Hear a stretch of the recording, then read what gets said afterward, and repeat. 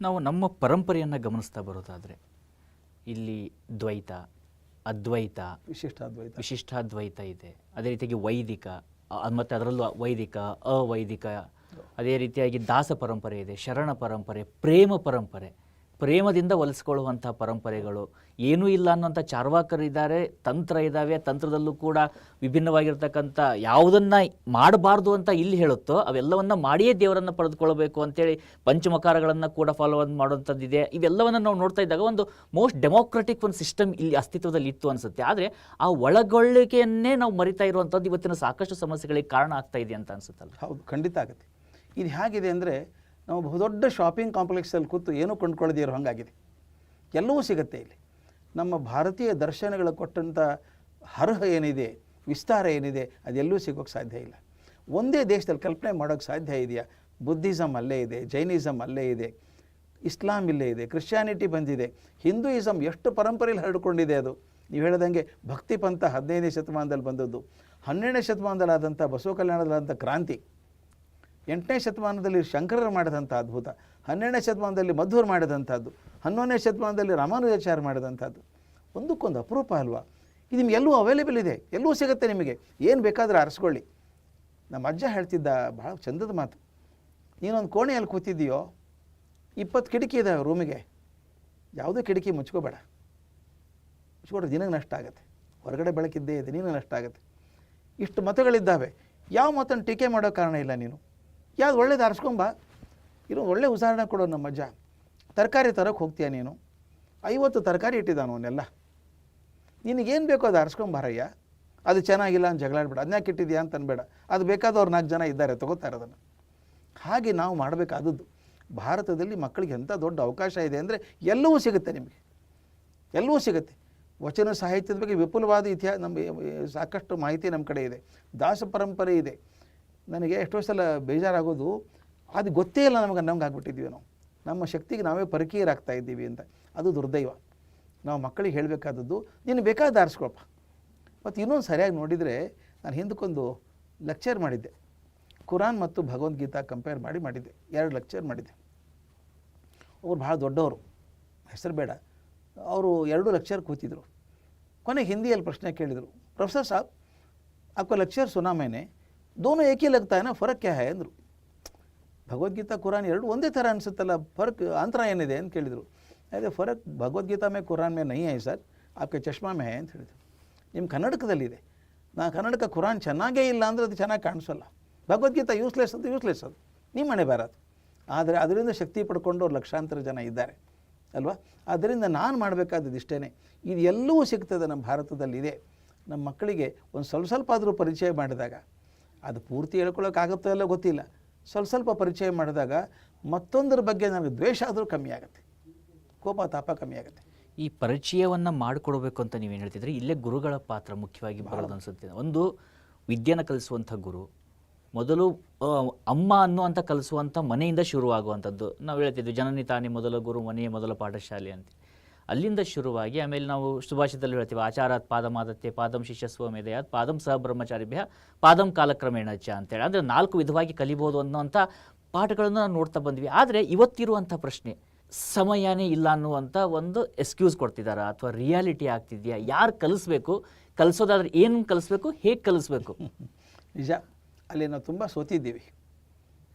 ಇದು ನಮ್ಮ ಶಿಕ್ಷಣದ ವ್ಯವಸ್ಥೆನೇ ಬದಲಿ ಆಗಿಬಿಟ್ಟಿದೆ. ಈಗ ಕಲಿಸ್ಬೇಕಾದದ್ದು ಇಬ್ಬರು ಮಕ್ಕಳಿಗೆ. ಆ ಮನಸ್ಸು ತಯಾರಾಗುವಂಥ ಹದಗೊಳ್ಳುವಂಥ ಸ್ಥಿತಿ ಏನಿದೆಯೋ, ಇಂಪ್ರೆಷನಬಲ್ ಏಜ್ ಅಂತ ಏನಂತೀವಿ, ಅಲ್ಲಿ ನಿಜವಾಗಲೂ ಪರಿಣಾಮ ಮಾಡಬಿಲ್ಲ ಅವ್ರು ಇಬ್ಬರೇ, ತಂದೆ ತಾಯಿಗಳು ಮನೆಯಲ್ಲಿ, ಶಾಲೆಯಲ್ಲಿ ಗುರುಗಳು. ಇಬ್ಬರಿಗೂ ಮರ್ತು ಹೋಗ್ತಾ ಇದೆ ತಾವು ಮಾಡಬೇಕಾದದ್ದನ್ನು. ಏನಾಗಿದೆ, ಬದುಕೋ ಭರಾಟೆಯಲ್ಲಿ ಕಳ್ಕೊಂಡು ಹೋಗ್ತಾ ಇದ್ವಿ ನಾವೀಗ. ತಂದೆ ತಾಯಿಗಳೇ ಬದುಕಬೇಕು, ಕಳಿಸ್ಬೇಕು, ಅದು ಮಾಡಬೇಕು, ಇದು ಮಾಡಬೇಕು ಅಂತ ಅಂದ್ಕೊಂಡು ಹೋಗುವಾಗ ಇದು ಮುಖ್ಯ ಅಂತ ಅನ್ನಿಸ್ಲಿಲ್ಲ. ನನಗೆ ಎಷ್ಟೋ ಸಲ ಜನ ಕೇಳ್ತಾರೆ, ನಾನು ಬೇರೆ ದೇಶಕ್ಕೆ ಹೋದಾಗ ಎಲ್ಲರೂ ಕೇಳಿದೆ, ನಮ್ಮ ಮಕ್ಕಳಿಗೆ ಸಂಸ್ಕೃತಿ ಕಲಿಸೋದು ಹೇಗೆ? ನಾನು ಕೇಳಿದೆ, ಸಂಸ್ಕೃತಿ ಕಲಿಸ್ಬೇಕು ಅಂತ ಆಸೆ ಇರೋದು ಕರೆಕ್ಟು, ಯಾಕೆ ಕಲಿಬೇಕು ಅವರು? ಯಾಕೆ ಕಲಿಬೇಕು? ಅಲ್ಲಿ ಅಮೇರಿಕಾದಲ್ಲಿದ್ದಾರೆ, ಹುಟ್ಟೆಲ್ಲೇ ಬೆಳೆದ, ಅವ್ರಿಗೆ ನಿಮ್ಗೆ ಬೇಕಾಗಿಲ್ಲ. ನಾಯಿದೆ ನಿಮಗೆ ಮಕ್ಕಳಿಗೆ ಸಂಸ್ಕೃತಿ ಬರಬೇಕು ಅಂತ ಆಸೆ ಇದೆಯಾ? ನಿಮಗೆ ಮಂಗಳಸೂತ್ರ ಬೇಕಿಲ್ಲ, ಕಾಲುಂಗ್ರ ಬೇಕಿಲ್ಲ ಅಲ್ವಾ? ನಿಮ್ಮ ಮನೆ ಪೂಜೆ ಮಾಡೋದು ಬೇಕಿಲ್ಲ, ಆದರೆ ಮಕ್ಕಳಿಗೆ ಸಂಸ್ಕೃತಿ ಬರಬೇಕು, ಹೇಗೆ ಬರುತ್ತೆ?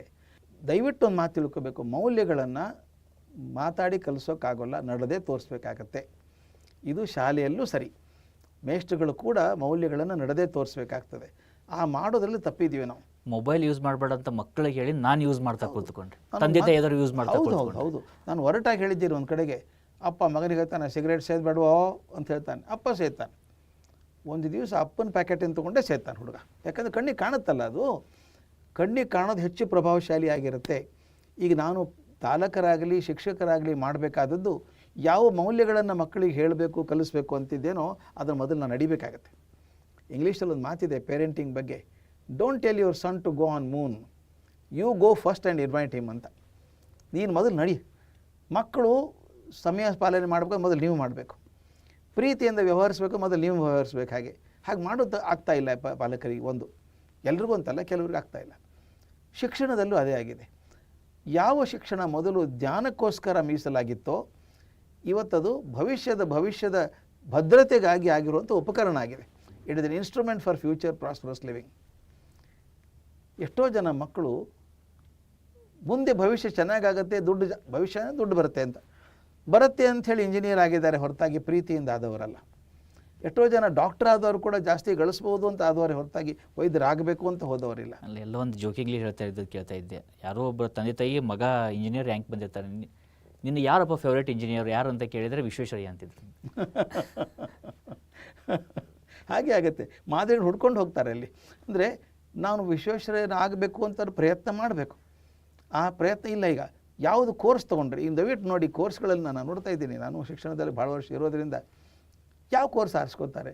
ಯಾವುದಾದ್ರೂ ಕಾಲೇಜು ಈಗ ಸಂಸ್ಕೃತವನ್ನಾಗಲಿ ಭಾರತೀಯ ಸಂಸ್ಕೃತಿಯನ್ನಾಗಲಿ ಪೋಸ್ಟ್ ಗ್ರ್ಯಾಜುಯೇಟ್ ಮಾಡೋದು ಭಾಳ ಕಷ್ಟ. ಈಗ ಮಾಡೋದಿಲ್ಲ, ಹುಡುಗರು ಬರೋದಿಲ್ಲ. ಬಿಸ್ನೆಸ್ ಪ್ರಪೋಸಲ್ ಆದರೆ ಕಂಪ್ಯೂಟರ್ ಸೈನ್ಸ್ ಬರ್ತಾರೆ. ಕಂಪ್ಯೂಟರ್ ಸೈನ್ಸು ಕಮ್ಮಿ ಆಯಿತು. ಈಗ AI ಬಂತು, ಆರ್ಟಿಫಿಷಿಯಲ್ ಇಂಟೆಲಿಜೆನ್ಸ್ ಬಂತು, ಡಾಟಾ ಅನಾಲಿಟಿಕ್ಸ್ ಬಂತು. ಅಂದರೆ ಯಾವ ಕೋರ್ಸಿಗೆ ಹೋದರೆ ಒಳ್ಳೆಯ ನೌಕರಿ ಸಿಗುತ್ತೆ, ಜಾಸ್ತಿ ದುಡ್ಡು ಬರುತ್ತೆ, ಆ ಕೋರ್ಸ್ ಅಟ್ರಾಕ್ಟಿವ್ ಆಯ್ತೇ ವಿನಃ ಮಗುವಿನ ಮನಸ್ಸಿಗೆ ಏನು ಬೇಕು ಅಂತ ಅನಿಸೋದಕ್ಕೆ ಆಗಲೇ ಇಲ್ಲ. ನನ್ನ ಸ್ಟೂಡೆಂಟ್ ಒಬ್ಬಳು MBBS ಮಾಡಿ ಈಗ ಗಾರ್ಮೆಂಟ್ ಡಿಸೈನ್ ಮಾಡ್ತಾ ಇದ್ದಾಳೆ. ಯಾಕೆಂದರೆ ಗಾರ್ಮೆಂಟ್ ಡಿಸೈನ್ ಮಾಡಲಿಕ್ಕೆ MBBS ಯಾಕಮ್ಮ ಮಾಡಿದೆ ನೀನು ಅಲ್ವಾ? ನಿನಗೆ ಇದು ಬೇಕಾಗಿ ಅನಾಟಮಿ ಬೇಕೇ ಆಗಿರಲಿಲ್ಲ, ಹೊರಗಿನ ಬಾಡಿ ಶೇಪ್ ಗೊತ್ತಾದರೂ ಸಾಕು ನಿನಗೆ. ಇಲ್ಲ, ನಮ್ಮ ಅಪ್ಪ ನನಗೆ ಒತ್ತಾಯ ಮಾಡಿದ್ರು ಡಾಕ್ಟರ್ ಆಗೋ ಅಂತ, ಅದೇ ಬಟ್ ನನ್ನ ಮನಸ್ಸು ಇರಲಿಲ್ಲ. ತಂದೆ ತಾಯಿಗೋಸ್ಕರ ಡಾಕ್ಟರ್ ಆದರೂ ತಮಗೋಸ್ಕರ ಗಾರ್ಮೆಂಟ್ ಡಿಸೈನ್. ಒಬ್ಬ ಹುಡುಗಿ ಕೇಳಿದ ನನಗೆ, ನಮ್ಮಪ್ಪ ನನಗೆ ವಕೀಲಾಗು ಅಂತಾರೆ, ನಮ್ಮಮ್ಮ ನನಗೆ ಡಾಕ್ಟರ್ ಆಗು ಅಂತಾಳೆ, ಯಾವುದಾಗಲಿ ಅಂತ. ಯಾವುದಾದ್ರೂ ಒಂದಾಗಮ್ಮ ತಾಯಿ, ಮಗುನ ಪೇಷಂಟ್ ಮೇಲೆ ಆಪ್ರೇಷನ್ ಟೇಬಲ್ ಮಲಗಿಸ್ಬಿಟ್ಟು ವಾದ ಮಾಡ್ತಾನೆ ನಿಂತ್ಕೋಬೇಡ ಅಂತ ಹೇಳಿದೆ. ಹಾಗೆ ಆಗಿದೆ.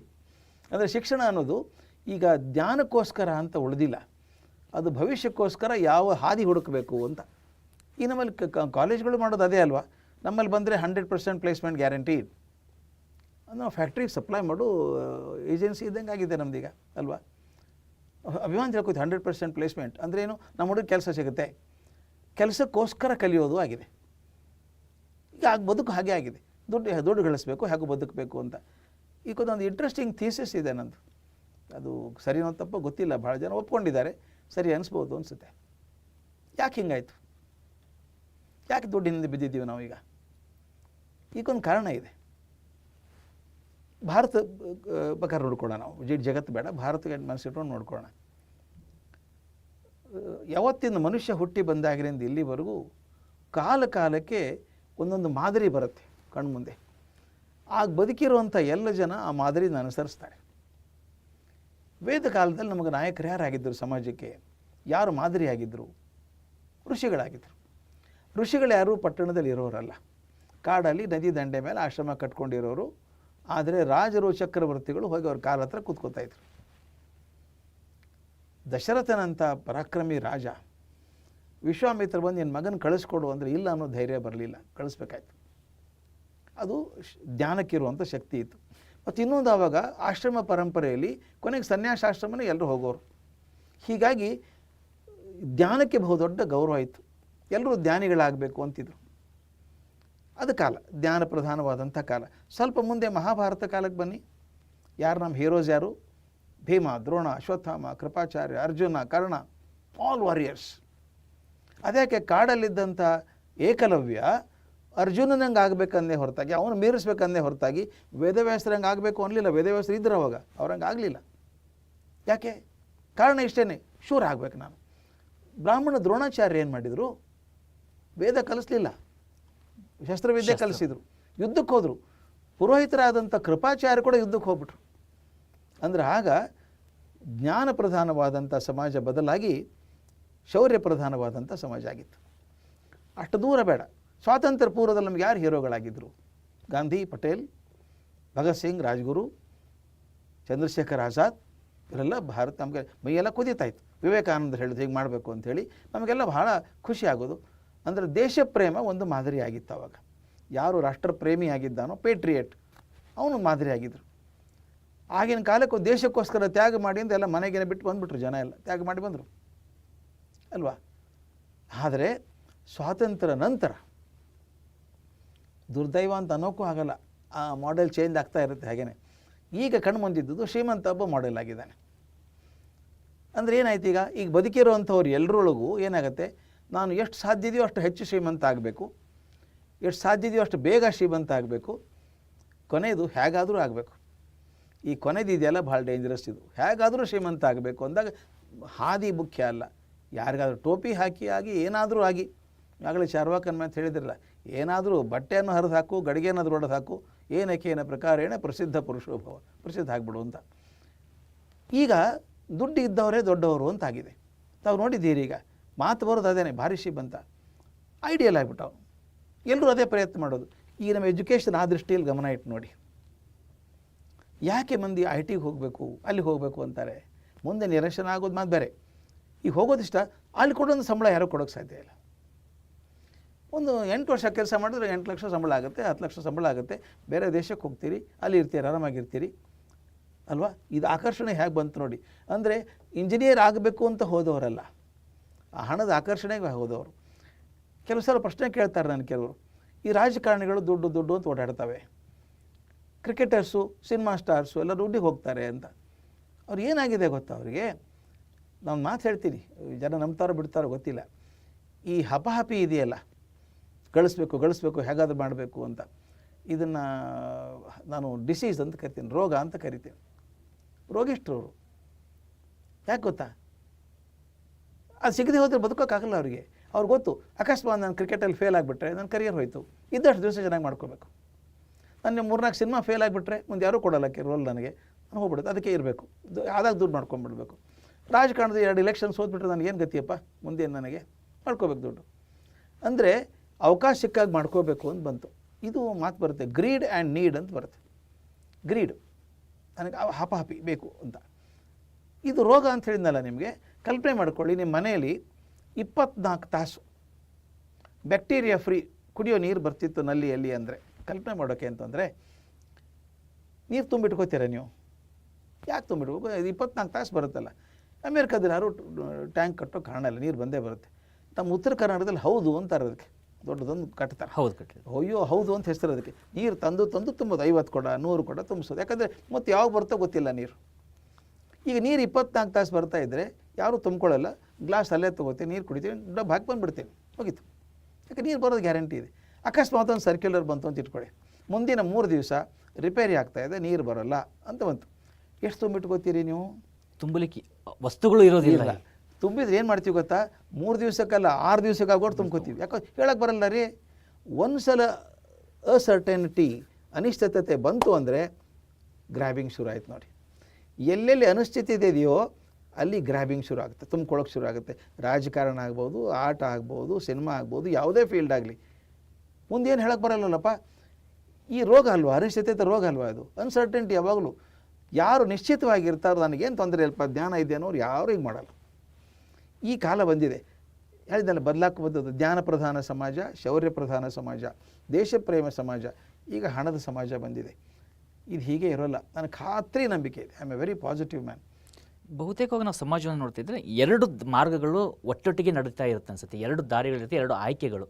ಉದಾಹರಣೆಗೆ ಈಗ ಬೆಸ್ಟ್ ಎಕ್ಸಾಂಪಲ್ ಅಂದರೆ, ನೀವೇನಾದರೂ ಒಂದು ಚಿಕ್ಕ ಗುಂಪಿನ ನಾಯಕನಾಗೋ ಬದಲು ದೊಡ್ಡ ಹಿಂಡಿನ ಒಬ್ಬ ವ್ಯಕ್ತಿ ಆಗೋದಿದ್ದರೆ ಇವತ್ತು ನಾವೀಗ ಮಾತಾಡ್ತಿದ್ವಿಲ್ಲ, ನನಗೆ ಗೊತ್ತಿಲ್ಲ. ಅಥವಾ ನೀವು ಇವತ್ತು ಯಾಕಂದರೆ ಯಾರಿಗೂ ಭವಿಷ್ಯ ಗೊತ್ತಿಲ್ಲ. ಅವತ್ತಿನ ನಿಮ್ಮ ಆ ನಿರ್ಧಾರ ನಿಮ್ಮ ಬದುಕನ್ನು ಈ ರೀತಿ ರೂಪಿಸ್ತಾ ಬಂತು. ಹೌದು. ಆ ಎರಡು ಬರ್ತಾವಲ್ಲ, ಇವತ್ತನ್ನು ನಾವು ನೋಡ್ತಾ ಇದ್ರೆ ಸರ್, ಈಗ ನಾವು ಯಾವುದೇ ಸೋಷಿಯಲ್ ಮೀಡಿಯಾ ಗಮನಿಸ್ಬೋದು, ಸಮಾಜವನ್ನು ನೋಡ್ತಾ ಇದ್ರು ಕೂಡ ಎರಡು ಆಯ್ಕೆಗಳು ಕಾಣಿಸ್ತಾ ಇದೆ. ಒಂದು ಖುಷಿನೂ ಅನಿಸುತ್ತೆ, ಅಂದರೆ ಇವತ್ತಿನ ಯೂತ್ಗಳು ಸಾಕಷ್ಟು ನಾವು ಸೋಷಿಯಲ್ ಮೀಡಿಯಾಗಳನ್ನೇ ನೋಡ್ತಾ ಇದ್ರು ಕೂಡ ಸಾಕಷ್ಟು ಈ ಒಂದು ಪಾಸಿಟಿವ್ ಆಗಿರ್ತಕ್ಕಂಥ ವಿಚಾರಗಳನ್ನು ಬಿತ್ತರ ಮಾಡುವಂಥದ್ದು, ಸಮಾಜ ಸೇವೆಯನ್ನು ಮಾಡುವಂಥದ್ದು, ಅಥವಾ ಸಂಸ್ಕೃತಿ ಬಗ್ಗೆ, ಮಂತ್ರಗಳ ಬಗ್ಗೆ, ಅಥವಾ ಅಧ್ಯಾತ್ಮ ಬಗ್ಗೆ, ಧ್ಯಾನಗಳ ಬಗ್ಗೆ ಒಂದು ರೀತಿಯಿಂದ ಆಯ್ಕೆಗಳಿದ್ದೇ ಇದ್ದಾವೆ. ಇನ್ನೊಂದು ಕಡೆ ನಾವು ನೋಡ್ತಿದ್ದೀವಿ, ದುರ್ದೈವ ಅನ್ನೋದು ಅಥವಾ ನೋವಿನ ವಿಚಾರ ಗೊತ್ತಿಲ್ಲ, ಒಬ್ಬ ದುಶ್ಯಾಸನ ಒಬ್ಬ ದ್ರೌಪದಿಯ ಸೆರಗಿಗೆ ಕೈ ಹಾಕಿದ್ದಕ್ಕೆ ಮಹಾಭಾರತ ಯುದ್ಧನೇ ಆಗಬೇಕಾಗಿತ್ತು.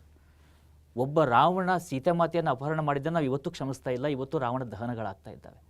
ಆದರೆ ಇವತ್ತಿನ ಸೋಷಿಯಲ್ ಮೀಡಿಯಾ ನೋಡಿದಾಗ ದುಡ್ಡು, ನೀವು ಹೇಳಿದಾಗೆ ದುಡ್ಡೇ ಅಲ್ಟಿಮೇಟ್ ಆದಾಗ ಆ ಬಟ್ಟೆಗಳು ಅಥವಾ ತಮ್ಮ ಬಟ್ಟೆಗಳ ಮೇಲೆ ತಮಗೆ ಇಲ್ಲದೆ ಇರೋದರ ಯಾವ ವಲ್ಗಾರಿಟಿ ಯಾವುದು, ಶೃಂಗಾರ ಯಾವುದು, ವ್ಯತ್ಯಾಸಗಳೇ ಇಲ್ಲದೆ ಬೊಂಬಾರ್ಡ್ ಆಗುವಾಗ ಇವತ್ತಿನ ಒಬ್ಬ ಯುವಕನಾಗಿ ಅಥವಾ ಇವತ್ತಿನ ಒಬ್ಬ ಬಾಲಕನಾಗಿ ಅವನು ಏನು ಮಾಡಬೇಕು, ಅವನಿಗಿರುವಂಥ ದ್ವಂದ್ವಗಳನ್ನು ಯಾರು ದಾರಿ ತೋರಿಸೋಂಥವ್ರು? ಈಗ ದಾರಿ ತೋರಿಸ್ಬೇಕಾದ್ರೆ ಮತ್ತೆ ಅದೇ ಹೇಳ್ತೀನಲ್ಲ, ಗುರುಗಳು ಮಾಡಬೇಕು. ತರಗತಿಯಲ್ಲಿ ಗುರುಗಳಾಗ್ಬೋದು, ಧರ್ಮ ಗುರುಗಳಾಗ್ಬೋದು. ಭಾಳಷ್ಟು ಕಡೆ ಅನ್ಫಾರ್ಚುನೇಟ್, ದುರ್ದೈವದಿಂದ ಹೇಳ್ತಾ ಇದ್ದೀನಿ, ಭಾಳಷ್ಟು ಧರ್ಮಗುರುಗಳು ಮ್ಯಾನೇಜರ್ ಆಗ್ತಾ ಇದ್ದಾರೆ. ಅವರು ಮ್ಯಾನೇಜರ್, ಸಂಸ್ಥೆ ಕಟ್ಟೋದು ಹೇಗೆ, ಬೆಳೆಸೋದು ಹೇಗೆ ಅದರಲ್ಲಿದ್ದಾರೆ. ನಾನು ಹೇಳೋದು ಅದು ಮುಖ್ಯ, ಮಾಡ್ಕೊಳ್ಳಿ. ಇಲ್ಲಿ ಮಾಡಬೇಕಾದದ್ದು ಆ ಮಕ್ಕಳ ಮನಸ್ಸು ಪರಿವರ್ತನೆ ಮಾಡಬೇಕಾದ್ದು. ಒಂದು ಮಾತನ್ನು ಹೇಳಬೇಕು ನಿಮಗೆ ನಾನು, ಭಾಳ ಮುಖ್ಯವಾದದ್ದು. ನನ್ನ ಸ್ನೇಹಿತ ಒಬ್ಬ ಇದ್ದಾನೆ, ಶಿಕಾಗೋದಲ್ಲಿ ಸ್ಟೋನ್ ಬ್ರ್ಯಾಂಡೆಲ್ ಯೂನಿವರ್ಸಿಟಿ ಅಂತಿದೆ. ಅಲ್ಲಿ ಅವನು ಪ್ರೊಫೆಸರ್, ಸೈಕಾಲಜಿ ಪ್ರೊಫೆಸರ್, ಲೇಸಿ ಹಾಲ್ ಅಂತ ಅವನ ಹೆಸರು. ಅವನಿಗೆ ರಾಷ್ಟ್ರಪತಿ ಪ್ರಶಸ್ತಿ ಬಂತು. ಅವನು ಏನು ಮಾಡಿದ ಗೊತ್ತಾ, ಅಮೇರಿಕಾ, ಕೆನಡಾ ಎರಡು ಕಡೆಗೂ 12,000 ಜನ ಆರಿಸ್ಕೊಂಡ. ಎಲ್ರಿಗೂ ಒಂದೊಂದು ಡೈರಿ ಕೊಟ್ಟ. ಡೈರಿ ಕೊಟ್ಟು ಆ ಡೈರಿ ಪ್ರತಿಯೊಂದು ಪುಟದಲ್ಲಿ ಮಧ್ಯದಲ್ಲಿ ಒಂದು ಗೆರೆ ಇದೆ. ಅವನು ಹೇಳಿದ, ನಿಮ್ಮಲ್ಲಿ ಏನು ಧನಾತ್ಮಕ ಏನಾಗುತ್ತೋ ಪಾಸಿಟಿವ್ ಆಗೋದನ್ನು ಎಡಗಡೆ ಬರೀರಿ, ಋಣಾತ್ಮಕ ಆಗೋದನ್ನು ಬಲಗಡೆ ಬರೀರಿ. ಬೆಳಗ್ಗೆ ಎದ್ದೆ, ಪೇಪರ್ ತರಕ್ಕೆ ಮನೆ ಮುಂದೆ ಹೋದೆ. ಅವನು ಬಿಸಾಕ್ ಹೋಗಿದ್ದಾನೆ. ನಿನ್ನೆ ಮಳೆ ಆಗಿದೆ, ಪೇಪರ್ ಪೂರ್ತಿ ನೀರಲ್ಲಿ ನೆಂದು ಹೋಗಿದೆ. ಎತ್ತಿದರೆ ಪೇಪರ್ ಬರಲ್ಲ, ಪೇಪರ್ ಜ್ಯೂಸ್ ಬರುತ್ತೆ. ಸಿಟ್ಟು ಬರುತ್ತೆ, ಏನು ದರಿದ್ರ ಬಾಕ್ಸ್ ಇಟ್ಟಿದ್ದೀನಿ ಹಾಕಲ್ವ ಅವನು. ಅಲ್ಲಿಂದ ಶುರು ಆಯಿತು. ಬರೋ ಹೊತ್ತಿಗೆ ಕಾಫಿ ತಣ್ಣಗಾಗಿದೆ, ಹೆಂಡತಿ ಮೇಲೆ ಕೂಗಾಡಿದ್ರಿ, ಎಲ್ಲ ನೆಗೆಟಿವ್ ಬರ್ಕೊಂಡು ಹೋಗಿ. ಪಾಸಿಟಿವ್ ಆದದ್ದು ಬಲಗಡೆ ಎಡಗಡೆ ಬರೀರಿ ಅಂತ ಡೈರಿ ತುಂಬಿದೆ. ಮತ್ತೊಂದು ಡೈರಿ ಕೊಡೋದು. ಹೀಗೆ 6 ವರ್ಷ ಆತ ಡೈರಿ ತೊಗೊಂಡು ಅದನ್ನು ಕಂಪ್ಯೂಟರೈಸ್ ಮಾಡಿ ಹೇಳ್ತಾನೆ. ಶಾಕಿಂಗ್ ಅದು ನನಗೆ. 91% of the influences on us are negative. ನಮ್ಮ ಜೀವನದಲ್ಲಿ ಋಣಾತ್ಮಕ ಅನುಭವಗಳೇ ಹೆಚ್ಚು ನಮಗೆ. ಪೇಪರ್ ತೆಗೆದು ನೋಡಿ, ಇವತ್ತು ಮುಖ್ಯಮಂತ್ರಿಗಳಿಗೆ ನೆಗಡಿ ಬಂದಿದೆ, ಅವ್ರ ಕಾರ್ಯಕ್ರಮ ರದ್ದು ಮಾಡಿದ್ದೇವೆ, ಮೊದಲನೇ ಪುಟದಲ್ಲೇ ಬರುತ್ತೆ. ಒಬ್ಬ ಆಟೋ ರಿಕ್ಷಾ ಡ್ರೈವರು ಹೆಣ್ಮಗಳು ಮರೆತು ಹೋದಂಥ ಪರ್ಸ್ ನೋಡಿದ, ಒಳಗಡೆ ಲಕ್ಷಾಂತರ ರೂಪಾಯಿ ಆಭರಣ ಇತ್ತು, ಹೋಗಿ ಹುಡುಕಾಡಿ ಕೊಟ್ಟು ಬಂದ. ಅದನ್ನು ಎಂದಾದರೂ ಫಸ್ಟ್ ಪೇಜಲ್ಲಿ ಬಂದಿದೆಯಾ? ಅದು 8ನೇ ಪೇಜ್ ಕಡೆಗೆ ಬರೋದು. ಅಂದರೆ ನೆಗೆಟಿವ್ ಇನ್ಫಾರ್ಮೇಷನ್ ಎಷ್ಟು ನಮ್ಮನ್ನು ಎಳೀತದೆ ಅಂತ. ಕಲಾಂ ನನಗೆ ಹೇಳೋರು ಇದನ್ನು, ವೈ ಪೀಪಲ್ ಆರ್ ನೆಗೆಟಿವ್, ಏನೋ ದೇ ಸಿ ಓನ್ಲಿ ನೆಗೆಟಿವ್ಸ್. ಹೌದು, ಇವತ್ತು ಪೇಪರ್, ಯಾವುದೇ ಪೇಪರ್ ತೆಗೆದು ನೋಡಿ, ಯಾವುದೇ ದೇಶದ್ದು ಯಾವುದೇ ದಿವಸದ ಪೇಪರ್ ತೆಗೆದು ನೋಡಿ, ಒಂದು ಹಸಿರು ಪೆನ್ ಹಿಡ್ಕೊಳ್ಳಿ, ಒಂದು ಕೆಂಪು ಪೆನ್ ಹಿಡ್ಕೊಳ್ಳಿ, ಪಾಸಿಟಿವ್ ಇರೋದನ್ನು ಗ್ರೀನಲ್ಲಿ ಮಾರ್ಕ್ ಮಾಡಿ, ನೆಗೆಟಿವ್ ಇರೋದನ್ನು ರೆಡ್ಡಲ್ಲಿ ಮಾಡಿ, ಬರೀ ರೆಡ್ ಮಾರ್ಕೇ ಕಾಣುತ್ತೆ, ಅನಾಹುತಗಳೇ ಕಾಣಿಸ್ತವೆ. ಪೇಜ್ ನಂಬರ್ 3 ಅಂತೂ ನೋಡೋಂಗಿಲ್ಲ ಅದನ್ನು. ಯಾಕೆ ಹಿಂಗಾಗಿದ್ದೀವಿ ನಾವು? ಬರೀ ನೆಗೆಟಿವ್ ಸುದ್ದಿ ಬರ್ತಲ್ಲ. ಲೇಸಿ ಹಾಲ್ ಥಿಯರಿ ಅದು. 91% influences on us are negative. ಆದರೆ ಅವ್ನು ಅದಕ್ಕೆ ಪ್ರಶಸ್ತಿ ಬರಲಿಲ್ಲ ಅವನಿಗೆ. ಅವನು ಹೇಳ್ತಾನೆ, 91 ಇದ್ದರೂ ಕೂಡ ಇನ್ನೂ ಸಾಧಕರಿದ್ದಾರಲ್ಲಪ್ಪ, ಹೆಂಗಾದ್ರೆ ಅವರು? ಅವನ ಥಿಯರಿ ಹೇಳುತ್ತೆ, ಯಾರು 91% ನೋಡ್ಕೊಂಡು ಹೋದ್ರೋ ಅವ್ರು ಕೊಚ್ಕೊಂಡು ಹೋದರು.